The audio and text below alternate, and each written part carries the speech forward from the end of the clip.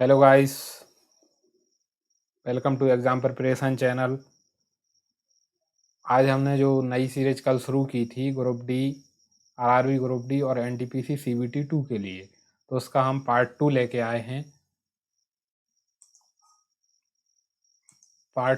आए हैं।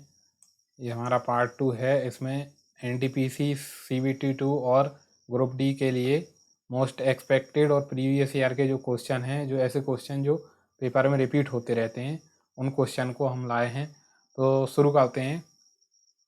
देखते हैं हमारा पहला क्वेश्चन। एक खोल में विस्फोट के बाद कई टुकड़े अलग दिशा में उड़ जाते हैं, ऐसे मामले में क्या संरक्षित रहता है? तो इसका सही आंसर है संवेग या मोमेंटम संरक्षित रहता है। क्वेश्चन नंबर 2 है हमारा, विंध्या शक्ति किस वंश के संस्थापक थे? तो ये संस्थापक थे बकाटक वंश के। ऑप्शन 3 है, बेकिंग पाउडर किस किस का मिक्सचर है? तो बेकिंग पाउडर जो हमारा घर में खाना बनाने में यूज होता है, तो ये है हमारा किस किस का मिक्सचर है? सोडियम हाइड्रोजन कार्बोनेट और टार्टिक एसिड का मिक्सचर होता है ये। ऑक्सीजन के संबंध में क्लोरीन की वैधता क्या है? तो ये डेरिवेशन के तरीके से सॉल्व होता है और इसका सही आंसर है 7। बढ़ते हैं हमारे 5वें क्वेश्चन की तरफ। ये कुछ क्वेश्चन है जो 18/9 में आए हुए हैं, 18/9/2018 के शिफ्ट 1 में ग्रुप डी में आए हुए हैं। तो 5वें क्वेश्चन की तरफ बढ़ते हैं। निम्नलिखित अभिक्रिया जिसमें गर्मी उत्पन्न होती है उसे कौन सी अभिक्रिया कहते हैं? तो इसे बोलते हैं ऊष्माक्षेपी।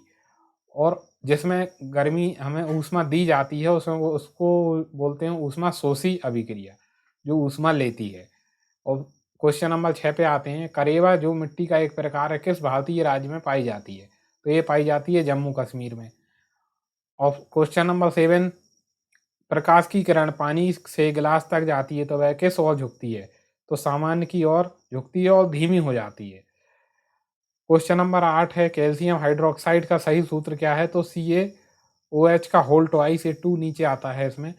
और क्वेश्चन नंबर 9 की तरफ चलते हैं। तांबा कैसी धातु है? तांबा एक लचीली और कोमल धातु है। चंद्रमा पर किस वस्तु का भार पृथ्वी के भार का कितना गुना हो जाता है? तो ये 1/6 गुना हो जाता है। तो इसका सही आंसर भार है। अगर कहीं पे वजन आ जाता है क्वेश्चन में, तो वजन हमारा उतना का उतना रहता है।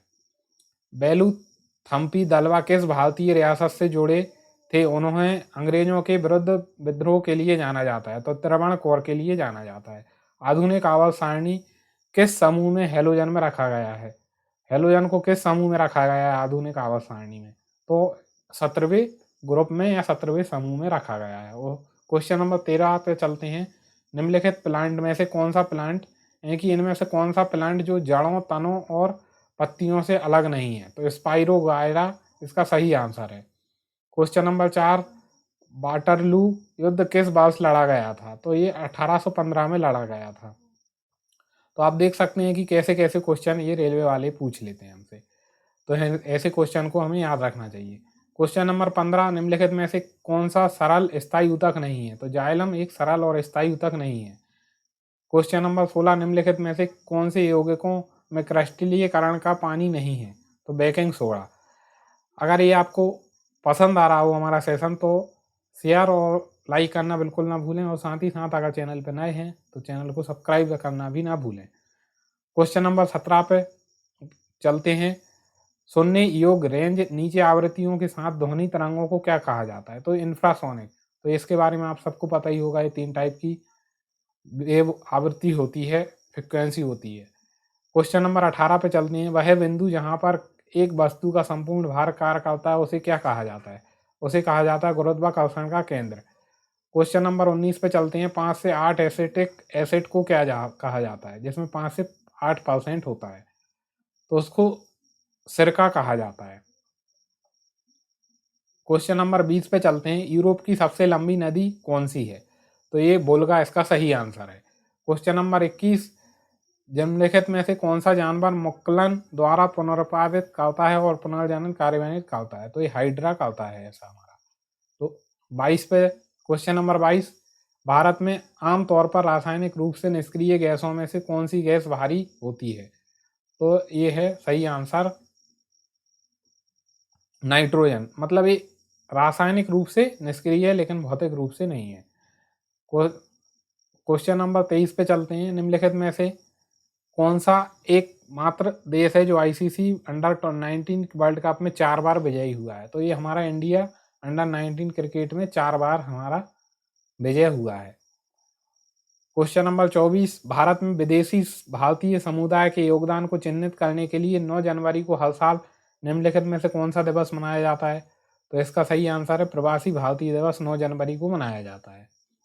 इसको क्या है, हमारे गांधी जी ये भारत लौटे थे इस टाइम पे, तो ये सब इसको प्रवासी भारतीय दिवस के नाम से जानने लगे हैं।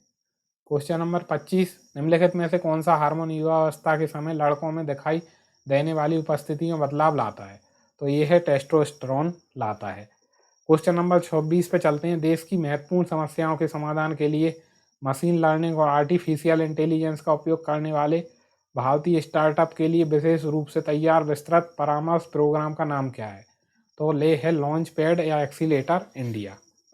तो ये हमारे थे कुछ आज के क्वेश्चन, जो कि हमने कम टाइम में ज़्यादा क्वेश्चन देखे हैं।